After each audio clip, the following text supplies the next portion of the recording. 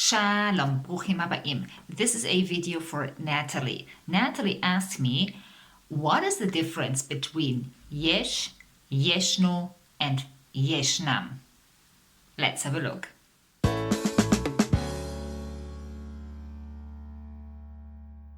We all know what it means, yesh.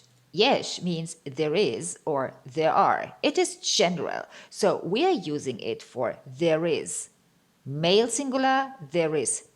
Female singular, but we also use it for the plural. It can also mean there are for the male and there are for the female.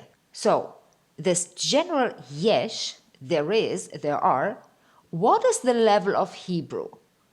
It is general language and it is the spoken language. When I say general language, it means you find it also in written speech, but it is general. It is not literature or it's not super high, but it's correct. There's nothing to discuss about it. Now, the question we are answering today, why is there also yeshno, yeshna, when we talk about male or female singular objects, or yeshnam, yeshnan, when these objects are in plural. So these here have another level of Hebrew. This is the highest level of the language. You will see it in literature and you see it in the newspaper, hopefully. So what does that mean? That means this here is not spoken Hebrew. It would be very awkward if you talked like this to somebody. And the reason I want you to know it is I want you to understand, but you don't need it in the active Hebrew, unless you want to go to university, but then this is not your problem anyway. So let's see some examples. There are many ways to learn Hebrew. Yesh harbe drachim lilmod ivrit. This is what we know. We use yesh. There is nothing to discuss about it. It's correct, and that's it. We can use yesh, and we will use yesh. Okay?